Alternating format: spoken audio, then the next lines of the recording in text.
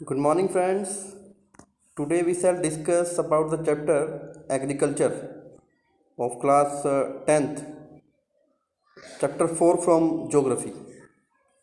This chapter is very important and basically एक long discussion about this chapter हम करेंगे.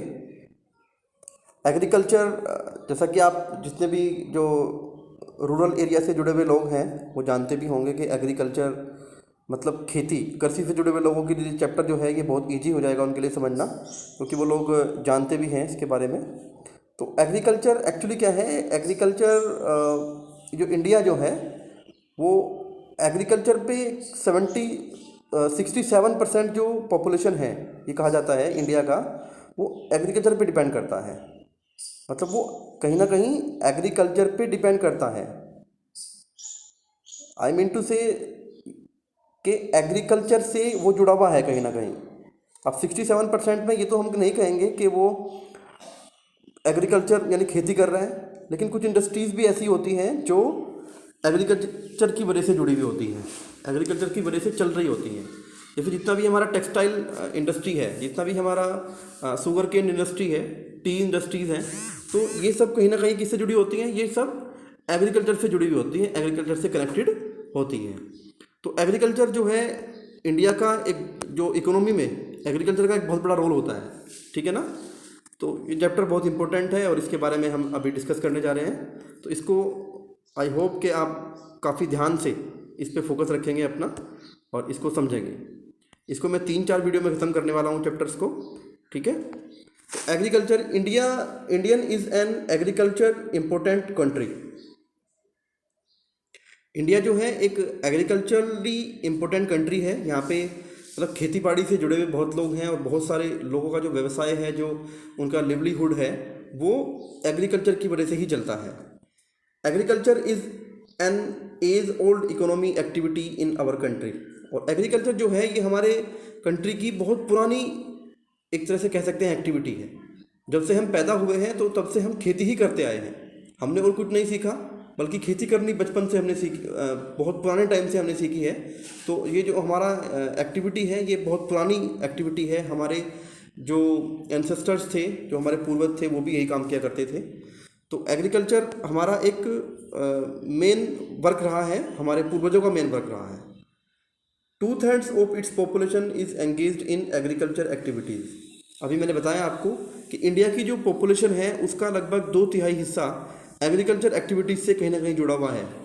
ठीक है? Agriculture is a primary activity which produce most of the food that we consume. Agriculture जो है एक ऐसी इंडस्ट्री है, एक ऐसी प्राइमरी एक्टिविटी है कि जो बहुत सारे जो हम खाना खाते हैं, सुबह से लेकर शाम तक हम जो भी चीज़ें खाते हैं वो सब एग्रीकल्चर की वजह से ही प्रोड्यूस होती हैं. यू नो, ठीक है ना? It also produces raw material for various industry. यहाँ पे आते हैं, एग्रीकल्चर खाली हमारे लिए भोजन ही नहीं दे रहा है. मतलब ये नहीं कि वो खाली राइस दे रहा है या हमें व्हीट दे रहा है. इसके अलावा एग्रीकल्चर क्या करती है, बहुत सारी इंडस्ट्रीज़ हैं उनके लिए रॉ मटेरियल तैयार करती है और उस रॉ मटेरियल से वो फिर कुछ और बनाते हैं. लाइक एज अगर मैं बात करूं, जितना भी टेक्सटाइल इंडस्ट्री है तो उसके पास जितना भी कॉटन और सिल्क वॉर्म जाता है, तो कॉटन से सूती कपड़ा बनता है और सिल्क वॉर्म से सिल्क का कपड़ा बनता है. ठीक है? अब आते हैं हम चाय पे. तो चाय की खेती होती है. अगर चाय की खेती नहीं होगी, जो जितनी भी टी इंडस्ट्रीज़ हैं, जितनी भी टी की इंडस्ट्रीज़ हैं वो ख़त्म हो जाएगी. शुगर केन इंडस्ट्री वो भी कहीं ना कहीं इससे जुड़ी हुई है एग्रीकल्चर से. तो there are so many industries which is engaged with agriculture. अगर वहाँ से रॉ मटेरियल नहीं आएगा तो हम उन इंडस्ट्रीज़ का अस्तित्व मान ही नहीं सकते कि वो इंडस्ट्री चल पाएंगी एक भी दिन. ठीक है ना? तो उनके लिए जो रॉ मटेरियल प्रोड्यूस करता है वो एग्रीकल्चर करता है. ठीक है ना? यानी रॉ मटेरियल का मतलब होता है जो उस इंडस्ट्री में जाके सामान यूज़ होगा. जैसे कि शुगर केन इंडस्ट्री है तो वहाँ पे गन्ना जाएगा और गन्ने से हम शुगर को बनाते हैं. अगर हमारे पास शुगर केन ही नहीं होगा, गन्ना ही नहीं होगा, तो हम चीनी को कैसे बनाएंगे? ठीक है ना? नेक्स्ट पॉइंट है, agriculture produce tea, coffee, spices ETC are also exported. ठीक है?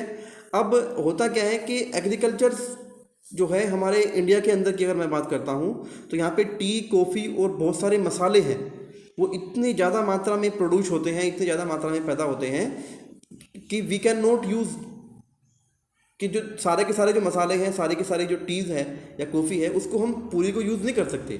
तो हम क्या करते हैं, हम उसको एक्सपोर्ट करते हैं।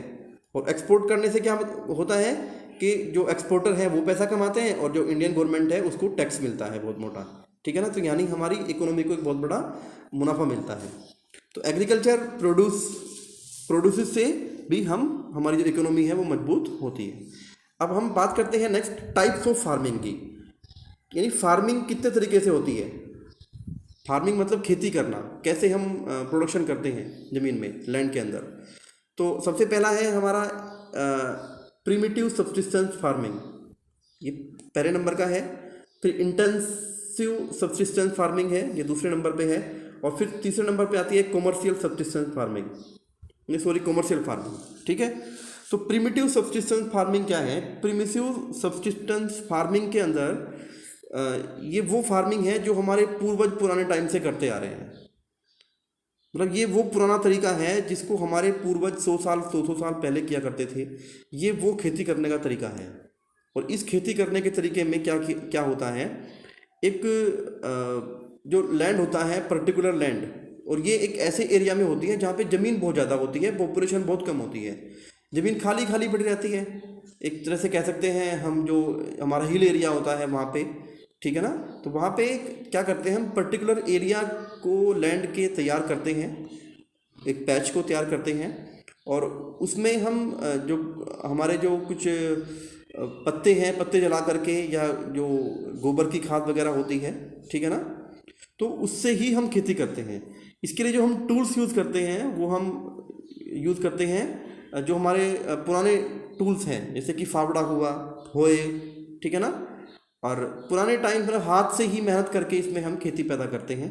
और जब उसकी प्रोडक्टिविटी ख़त्म हो जाती है, उस मिट्टी की प्रोडक्टिविटी ख़त्म हो जाती है, तो उस पर्टिकुलर पैच ऑफ लैंड को हम छोड़ देते हैं और फिर हम दूसरी जगह उस फार्मिंग को शिफ्ट कर देते हैं, ठीक है ना। तो ये होता है प्रिमिटिव सब्सिस्टेंस फार्मिंग। लेकिन इसमें जो हमें प्रोड्यूस मिलता है वो बहुत कम मात्रा में मिलता है, क्योंकि इसमें हम कोई केमिकल फर्टिलाइजर्स का यूज नहीं करते, कोई किसी मशीनरी का यूज़ नहीं करते इसको उगाने के लिए। इसमें हम अपनी मेहनत से ही खेती करते हैं, इसलिए इसमें जो प्रोडक्शन होता है वो बहुत लिमिट में होता है, ठीक है ना, बहुत ज़्यादा प्रोडक्शन नहीं होता। नेक्स्ट आते हैं intensive subsistence farming. Intensive subsistence farming क्या होती है? ये एक ऐसे एरियाज में होती है जहाँ पे पॉपुलेशन बहुत ज़्यादा है और लैंड एरिया बहुत कम है, यानी ज़मीन के ऊपर जहाँ पे लोड ज़्यादा है।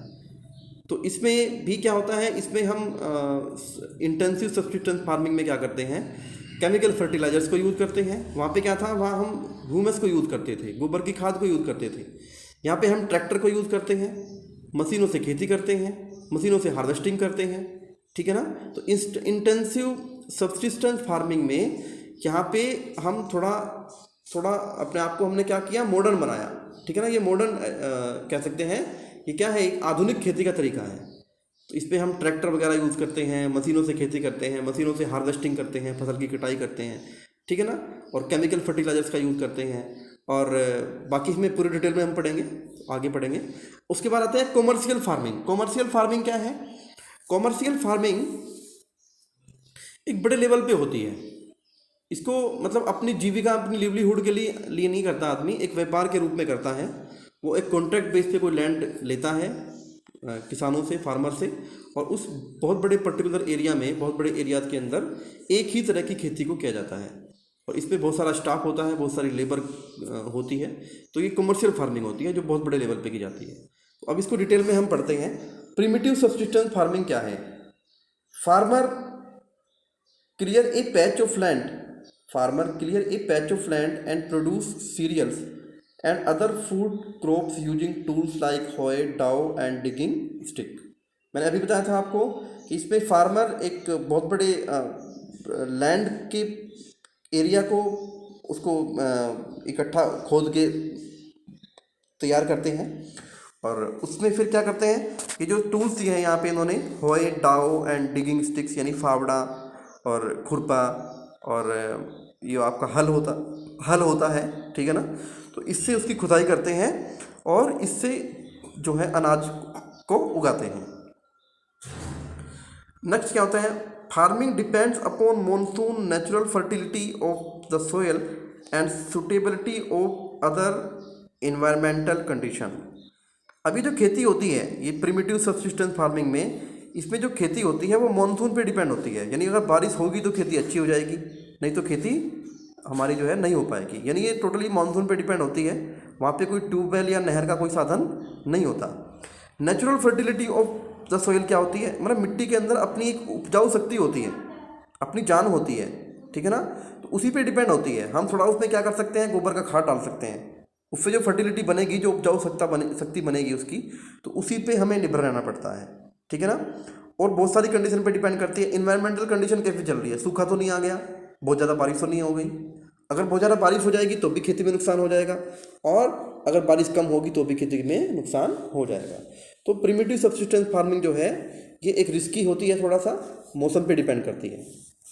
नेक्स्ट आते हैं, when the soil fertility decrease the farmer shift and clear A fresh patch of land for cultivation. इसमें क्या करते हैं, जो फार्मर होते हैं वो जब उसकी मिट्टी की उपजाऊ शक्ति जो है, मिट्टी की पैदा करने की जो शक्ति है, जिसके लिए आज की डेट में अगर मैं बात करूं हम केमिकल फर्टिलाइजर डालते हैं, तो वो उपजाऊ शक्ति जब खत्म हो जाती है उस पैच ऑफ लैंड की, तो फार्मर क्या करते हैं, अपनी खेती को दूसरे पैच ऑफ लैंड पे शिफ्ट कर देते हैं कि भाई इसमें तो अब उपज जो है, जो प्रोडक्शन है वो कम हो रहा है, अब हम दूसरी जगह चलते हैं, ठीक है ना। तो ये प्रिमिटिव सब्सिस्टेंस फार्मिंग के कुछ टॉपिक थे जो मैंने आपको बताए। अब नेक्स्ट पेज पे चलते हैं। This type of shifting allows nature to replenish the fertility of the soil through natural process। और इस टाइप की जो शिफ्टिंग होती है, तो जो हम पैच ऑफ लैंड छोड़ के आए थे, फिर कुछ टाइम के बाद उसमें फिर दोबारा से फर्टिलिटी बन जाती है। क्यों बनती है, क्योंकि पत्ते गिरते हैं, घास फूस गिरती है, बारिश होती है, फिर धूप पड़ती है, क्योंकि धूप पड़ने से भी मिट्टी की जो फर्टिलिटी है वो बढ़ती है, ठीक है ना। तो उसमें फिर क्या है, फर्टिलिटी इंप्रूव हो जाती है उसकी। तो ये क्या होता है, ये रिप्लेनिश, इसमें इन्होंने दिया हुआ है कि रिप्लेनिश होती है, यानी दोबारा से उसमें रीजनरेट हो जाती है। Land productivity in this type of agriculture is low as the farmer does not use fertilisers और अदर मॉडर्न इनपुट्स। अब मैंने पहले ही बताया था कि जो प्रिमिटिव सब्सिस्टेंस फार्मिंग है, इस टाइप की जो फार्मिंग होती है, इसमें जो लैंड की प्रोडक्टिविटी होती है, उपजाऊ क्षमता। उपजाऊ क्षमता क्या है कि सपोज आपने गेहूं बोई, उसमें 1 कुंटल हो रहा है, फिर किसी खेत में 2 कुंटल हो रहा है, फिर किसी खेत में 3 कुंटल हो रहा है पर बीघा, ठीक है ना। तो सबसे ज़्यादा प्रोडक्टिविटी किसकी अच्छी है, जिसमें 3 कुंटल हो रहा है, ठीक है ना। यानी इसकी मिट्टी की जान को कह सकते हैं हम, ठीक है ना। तो इसमें जो है प्रिमिटिव सब्सिस्टेंस फार्मिंग में, इसमें जो मिट्टी की फर्टिलिटी पावर होती है बहुत कम होती है, क्योंकि इसमें हम केमिकल फर्टिलाइजर्स को और जो मॉडर्न इनपुट्स हैं उनको हम शामिल नहीं करते हैं। It is a slash and burn agriculture also known by different names, jhuming, milpa, roca, etc।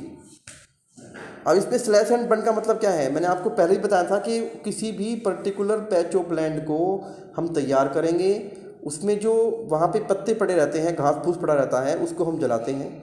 उस राख से क्या होता है, वो मिट्टी में मिल जाती है, फिर उसको हम खुडाल से उसमें उलट देते हैं उसको, तो उससे फर्टिलिटी, जो प्रोडक्टिविटी पावर है लैंड की, वो बढ़ जाती है, ठीक है ना। तो इस तरह के तरीकों को यूज़ करते हैं किसान, और इन तरीकों को हम कहते हैं जूमिंग, मलिपा, रोका, etc वगैरह, ठीक है। तो now we come to next topic, intensive subsistence farming क्या होती है। Intensive subsistence farming practice in area of high population pressure on land, it is labour intensive farming. मैंने पहले बताया था, ये ऐसे एरियाज में इसको तरीकों को इस्तेमाल किया जाता है जहाँ पे लैंड पे प्रेशर है पॉपुलेशन का, यानी लैंड कम है, पॉपुलेशन ज़्यादा है, लोग ज़्यादा रहते हैं, तो ऐसे एरिया में इंटेंसिव फार्मिंग की जाती है, और वहाँ पे इसको करने के लिए लेबर का इस्तेमाल किया जाता है, यानी बहुत ज़्यादा लेबर की ज़रूरत पड़ती है। High doses of biochemicals inputs and irrigation are used for obtaining higher production. इस तरह की खेती में हम सिंचाई के कई तरीकों को अपनाते हैं, बायोकेमिकल्स डालते हैं, ठीक है ना, उर्वरक खाद डालते हैं उसमें कुछ, जिससे हमारा जो प्रोडक्शन है वो बढ़ जाए। नेक्स्ट पॉइंट है, farmer continue to take maximum output from the limited land in the absence of alternative source of livelihood. और फार्मर जो है, किसान जो है, किसी और स्रोत से इनकम नहीं कमाते, बल्कि इस खेती के जरिए ही, इस खेती के तरीके के जरिए ही अपनी जीविका चलाते हैं। जो लिवलीहुड चलती है उनकी, वो किससे चलती है?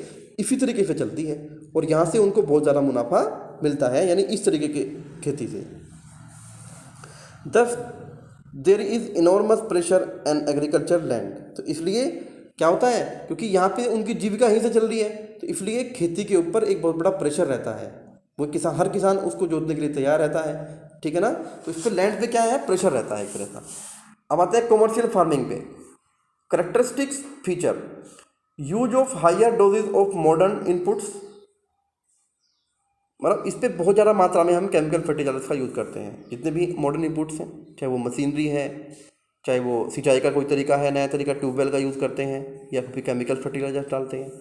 तो example, high yielding variety HYV seeds, आपने सुना होगा, बायोलॉजी में आपने पढ़ा होगा, इकोनॉमिक्स में आप पढ़ेंगे। HYV सीड्स क्या होते हैं? ये हाइब्रिड सीड होते हैं। सभी को पता है, जितने भी एग्रीकल्चर से रिलेटेड बंदे हैं यहाँ पे, वो जानते भी होंगे। आजकल एक नाम चलता है हाइब्रिड सीड, कि भाई हाइब्रिड है ये। तो कमर्शियल फार्मिंग के अंदर हम जो है HYV सीड्स को यूज़ करते हैं। केमिकल फर्टिलाइजर्स को यूज़ करते हैं, जैसे यूरिया, DAP, पोटास, NPK, जितने भी ये खाद हैं, ठीक है ना, इनको हम यूज़ करते हैं इसके अंदर। इंसेक्टिसाइड्स एंड पेस्टिसाइड्स को यूज़ करते हैं। इंसेक्टिसाइड्स एंड पेस्टिसाइड्स क्या होती हैं? हम फसल बोते हैं, उसमें बहुत सारे जो कीड़े ऐसे होते हैं जो उस फसल को हमारी बर्बाद कर देते हैं, तो उनको, कीड़ों मकोड़ों को मारने के लिए हम स्प्रे करते हैं दवाइयों से।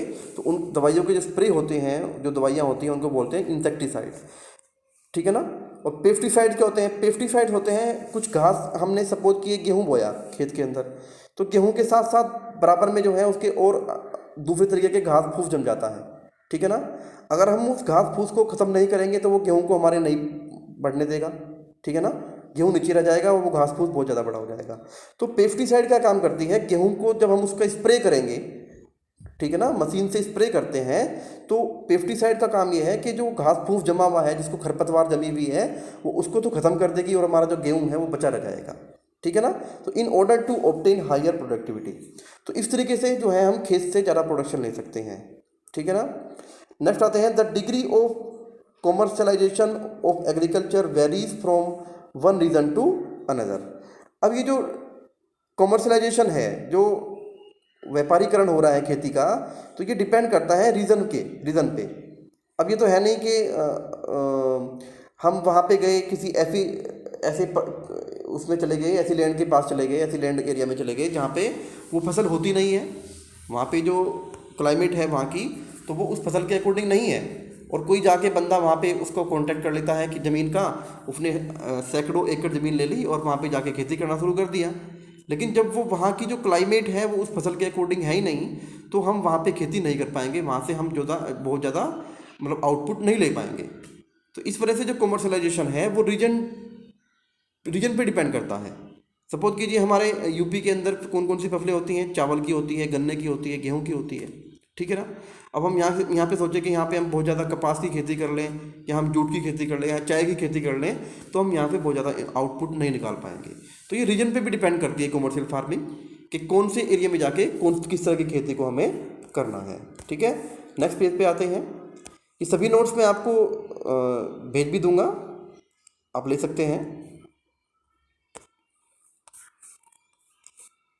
नेक्स्ट है, for example, rice is a commercial crop in Haryana and Punjab, but in Orissa it is subsistence crop. अब मैंने एग्जाम्पल दिया, जो चावल होती है वो हरियाणा और पंजाब की जो है क्या है, एक कॉमर्शियल क्रॉप है, यानी बहुत बड़ी मात्रा में यहाँ पे चावल होता है हरियाणा और पंजाब के अंदर। लेकिन उड़ीसा में ये सब्सिस्टेंस क्रॉप है, मतलब उड़ीसा में अगर कोई चावल की खेती कर रहा है तो वहाँ पे वो अपने लिए कर रहा है, अपने खाने पीने के लिए कर रहा है। वहाँ पे इससे बहुत ज़्यादा मुनाफा वो नहीं कमा पाएगा, क्योंकि वहाँ की जो क्लाइमेट है, वहाँ की जो जलवायु है, वो चावल को सपोर्ट नहीं करती है, ठीक है ना। अब हम आते हैं प्लांटेशन पे। प्लांटेशन क्या होती है? प्लांटेशन भी जो है खेती से जुड़ी हुई चीज़ है, एग्रीकल्चर से। कुछ तो क्या होती है, लैंड के अंदर एग्रीकल्चर होती है, जो हम 3 महीने के अंदर, 6 महीने के अंदर या 1 साल में हम काट लेते हैं और वहाँ से अपना जो आउटपुट है निकाल लेते हैं, यानी, ठीक है ना। और प्लांटेशन क्या होती है? प्लांटेशन कुछ 1 साल के लिए होती है, कुछ 5 साल के लिए होती है, कुछ 3 साल के लिए होती है, कुछ 2 साल के लिए होती है। तो प्लांटेशन क्या होता है, ठीक है ना, इसको पढ़ेंगे। Plantation is also a type of commercial farming. Plantation जो है वो एक कॉमर्शियल फार्मिंग का ही तरीका होता है, ठीक है। इन this type of farming a single crop is grown on a large area. इस टाइप की फार्मिंग में एक ही टाइप की फसल को बहुत बड़े एरिया में उगाया जाता है। जैसे कि चाय की खेती है, आपने देखा होगा आसाम के अंदर सबसे ज़्यादा चाय होती है ना, तो वहाँ पे जो है बस चाय ही होती है, यानी कि हम वहाँ पे चावल की खेती भी करें, गेहूँ की खेती भी करें। तो कॉन्ट्रैक्टर जो है वहाँ पे बहुत बड़ी लैंड को कॉन्ट्रैक्ट पे लेते हैं और उसमें चाय की खेती करते हैं। The plantation has an interface of agriculture and industry. अब जो प्लांटेशन होती है ये एग्रीकल्चर और इंडस्ट्री का एक इंटरफेस होता है। अगर सपोज कीजिए चाय है, चाय खेत में पैदा नहीं होगी तो चाय की इंडस्ट्री होने का मतलब ही नहीं होता। अगर शुगर केन अगर खेत में पैदा नहीं होगा तो जितनी भी शुगर इंडस्ट्री है उनका होने का कोई मतलब ही नहीं है, वो सब की सब एक महीने के अंदर ही बंद हो जाएंगी, ठीक है ना। तो जो प्लांटेशन का जो इंटरफेस है वो कहीं ना कहीं एग्रीकल्चर इंडस्ट्री है, ठीक है ना। अगर एग्रीकल्चर नहीं है तो हम एग्रीकल्चर से रिलेटेड जो एग्रीकल्चर से जो रिलेटेड इंडस्ट्रीज़ हैं वो ख़त्म हो जाएंगी, एक दिन में उनका अस्तित्व खत्म हो जाएगा। Plantations cover large tract of land using capital intensive inputs with the help of migrant labours. अब प्लांटेशन में क्या होता है, बहुत ज़्यादा मात्रा में लेबर को माइग्रेट किया जाता है, मतलब बाहर के प्रदेश से, बाहर के जिलों से, बाहर के देश से लेबर को लाया जाता है वहाँ पे काम करने के लिए, क्योंकि इसमें बहुत ज़्यादा लेबर चाहिए होती है, ठीक है ना। और ये बहुत बड़ा एक इंडस्ट्री टाइप होती है खेती इसकी। All the produce is used as raw material in respective industries. अब जो जितना भी प्लांटेशन में जो प्रोड्यूस होता है, यानी प्लांटेशन वाले जो भी चीज़ पैदा कर रहे हैं वो किसी ना किसी इंडस्ट्री के लिए रॉ मटेरियल का काम करता है। जैसे कि शुगर केन है तो शुगर इंडस्ट्री के लिए क्या है, रॉ मटेरियल है। कॉटन है, रुई की खेती है, ठीक है ना, तो कॉटन टेक्सटाइल इंडस्ट्री के लिए क्या है, रॉ मटेरियल है। सिल्क वॉर्म है, सिल्क के धागे की खेती होती है, तो सिल्क वॉर्म जो है क्या है, जो टेक्सटाइल इंडस्ट्री के लिए वो एक रॉ मटेरियल का काम करता है, ठीक है ना। तो in India tea, coffee, rubber, sugar cane, banana etc are important plantation crop. Bharat के अंदर चाय, कॉफ़ी, रबर, गन्ना, केला, ये सब के सब क्या है, बहुत ही महत्वपूर्ण प्लांटेशन क्रॉप्स हैं। Tea in Assam and North Bengal and coffee in Karnataka. चाय कहाँ होती है, सबसे ज़्यादा आसाम में होती है, या बंगाल का जो उत्तरी एरिया है, नॉर्थ एरिया है, उसमें चाय होती है। कॉफ़ी कर्नाटका के अंदर सबसे ज़्यादा होती है, ठीक है ना। अब नेक्स्ट आते हैं क्रॉपिंग पैटर्न इन इंडिया। फसलें कितने प्रकार की होती हैं, क्या पैटर्न है, क्रॉपिंग पैटर्न क्या है इंडिया का बात कर रहे हैं हम, पूरा इंटरनेशनल एरिया की बात नहीं कर रहे हैं, क्योंकि हर एरिया की क्या होती है, हर जगह की क्लाइमेट अलग अलग होती है, वहाँ पे जो खेती करने का जो सीजन है वो अलग अलग होता है। तो क्रॉपिंग पैटर्न इन इंडिया की हम बात कर रहे हैं। इंडिया के अंदर जो क्रॉपिंग पैटर्न है वो 3 टाइप का होता है mainly, rabi, kharif and Zaid. यानी एक रबी सीजन होता है, एक खरीफ सीजन होता है और एक जैद सीजन होता है। नेक्स्ट पेज पे आते हैं, इसको डिटेल में पढ़ेंगे। रबी क्रॉप्स कौन सी होती हैं अभी पढ़ेंगे। Sown in winter from October, sown in winter from October to December and harvested in summer from April to June. अब जो ये रबी की फसलें होती हैं ये अक्टूबर से दिसंबर के महीने में इनकी बुआई शुरू हो जाती है, यानी बुआई होती है, और इनकी कटाई कब होती है अप्रैल से लेकर के जून के महीने में। और मैं आपको बता दूं जो रबी क्रॉप है, रबी क्रॉप की जो सबसे इम्पोर्टेंट क्रॉप है, जो सबसे मेन क्रॉप है वो व्हीट है, गेहूं। Important rabi crops are wheat, barley, peas, gram and mustard. जो सबसे महत्वपूर्ण फसलें हैं रबी की, ये सर्दियों के मौसम में होती है, अक्टूबर के आसपास इसकी बुआई होती है। तो वो कौन कौन सी फसलें हैं, एक तो गेहूं है, बार्ले है, जौ, पीज है, मटर, ग्राम यानी चना एंड मस्टर्ड और यानी सरसों, ठीक है ना। तो ये जो है इंपॉर्टेंट जो है रबी क्रॉप्स हैं। Found usually in the north and north western parts such as Punjab, Haryana, Himachal Pradesh, Jammu and Kashmir, Uttaranchal and Uttar Pradesh. Rabi की जो फसल है ये पर्टिकुलर कौन से एरिया में होती है, जितना भी नॉर्थ का एरिया है या नॉर्थ वेस्टर्न पार्ट्स हैं, ठीक है ना, उत्तर पश्चिम पार्ट, या उत्तर का जो एरिया है वहाँ पे सबसे ज़्यादा ये रबी की फसल होती है, लाइक हरियाणा, पंजाब में, हिमाचल प्रदेश में, जम्मू कश्मीर में, उत्तरांचल और उत्तर प्रदेश के अंदर। ठीक है।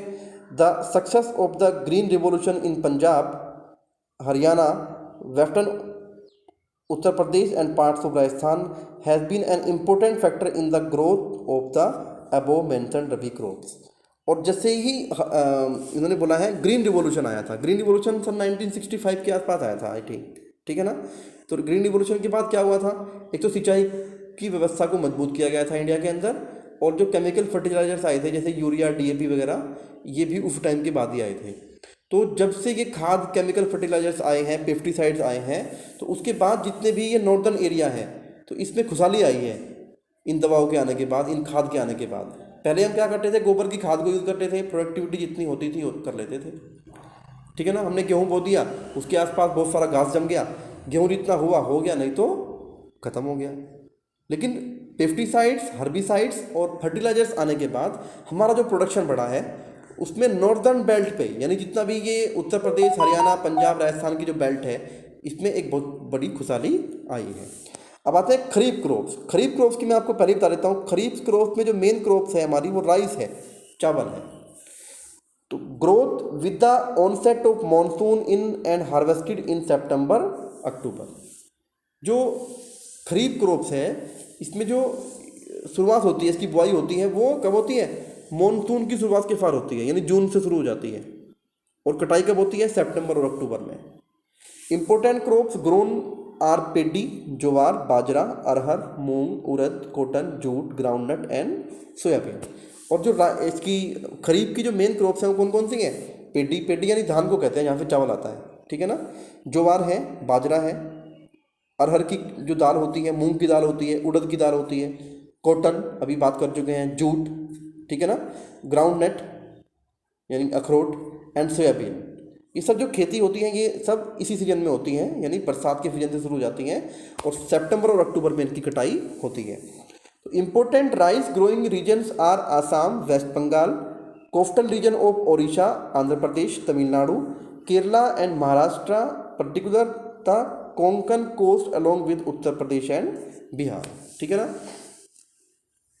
अब जो इन्होंने महत्वपूर्ण एरिया बताए हैं जहाँ पे राइस सबसे ज़्यादा पैदा होता है, तो राइस के लिए आसाम, वेस्ट बंगाल माना जाता है। वेस्ट बंगाल के बारे में आपको बता देता हूँ कि वेस्ट बंगाल में मच्छी और चावल, वहाँ का जो फूड है वो मशहूर है, क्योंकि वहाँ पे सबसे ज़्यादा राइस ही पैदा होता है। कोस्टल रीजन ऑफ ओडिशा में भी पैदा होता है, आंध्र प्रदेश, तमिलनाडु, ये सब जितने भी स्टेट जिन्होंने दिए हैं यहाँ पे राइस पर्याप्त मात्रा में पैदा होता है। तो in states like Assam, waste Bengal and Odisha, 3 crops of paddy are grown in a year, these are aus, aman and बोरो। बड़ी अच्छी बात है। मतलब ये कुछ स्टेट ऐसे हैं जैसे कि आसाम हुआ, बंगाल हुआ, उड़ीसा हुआ, ये 3 स्टेट ऐसे हैं जहाँ पे धान की फसल एक साल में 3 बार हो जाती है, यानी पूरे साल वो धान की खेती करते हैं और वो 3 बार कर लेते हैं, क्योंकि 3-4 महीने में एक बार ये तैयार हो जाती है, तो वही 12 महीने हुए तो 3 बार ये धान की फसल को पैदा कर लेते हैं। कौन कौन से स्टेट हैं वो, आसाम, वेस्ट बंगाल एंड ओडिशा, ठीक है ना। और इन तीनों टाइप की फसलों को क्या कहा गया है, पहले वाली को कहा गया है ओस, दूसरे वाली को अमन और तीसरे वाली को बोर, ठीक है ना। तो ये राइस के बारे में बताया गया है। अब नेक्स्ट आते हैं, नेक्स्ट पेज पे अब हम बात करते हैं जैद की। ये Zaid in between Zaid crops कौन सी होती हैं। जैद क्रॉप्स जो है ये आती है मार्च के महीने से स्टार्ट हो जाती है, ठीक है ना। In between the rabi and the kharif season there is a short season during the summer months known as the zaid season. Zaid season जो है ये मार्च से लेकर के और जून तक चलता है, मात्र 3 महीने का होता है, 3 से 4 महीने का, ठीक है ना।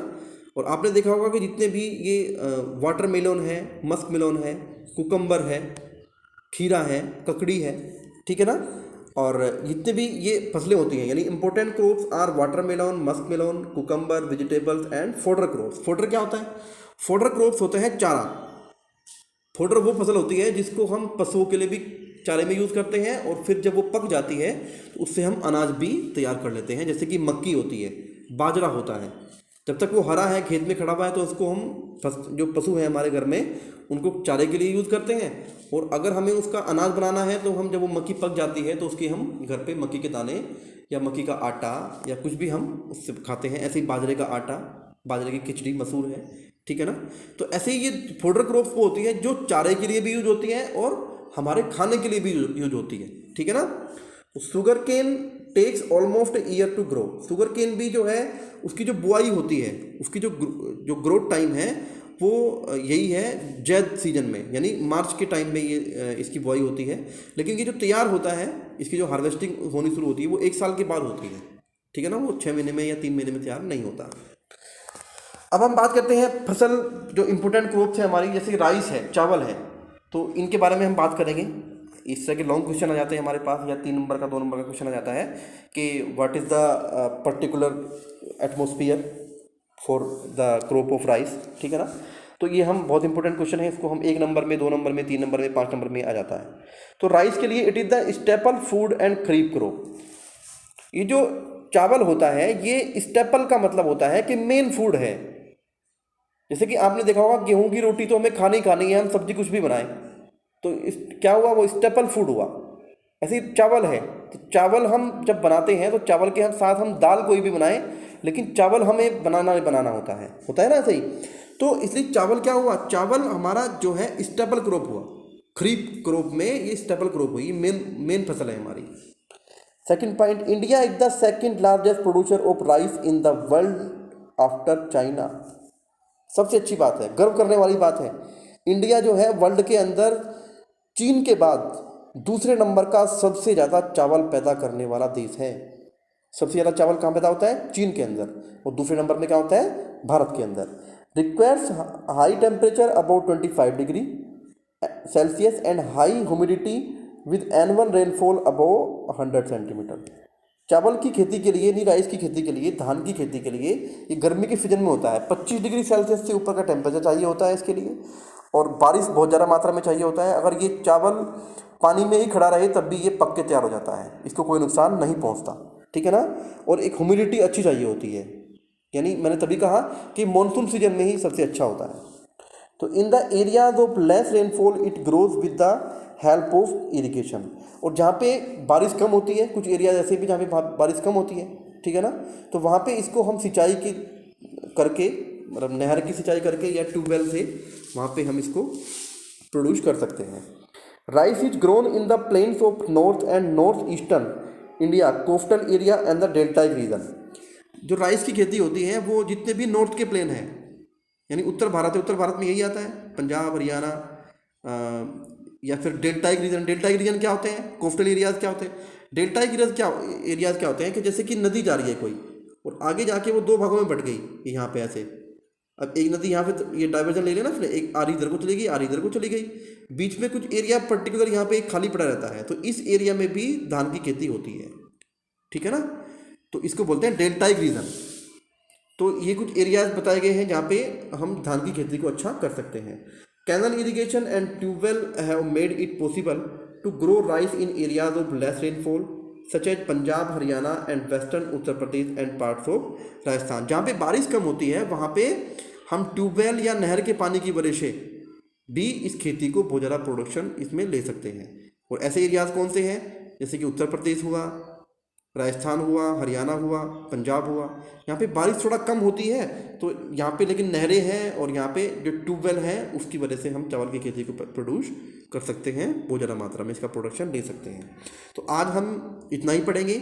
नेक्स्ट वीडियो में मैं इस चैप्टर को आगे पढ़ाऊँगा। बहुत लेंथी चैप्टर है, बहुत इंटरेस्टिंग चैप्टर है, आप लोगों को समझ में आया होगा। और आई होप कि you will watch my video carefully and peacefully. फिर मिलते हैं नेक्स्ट वीडियो में। Good bye, have a good day.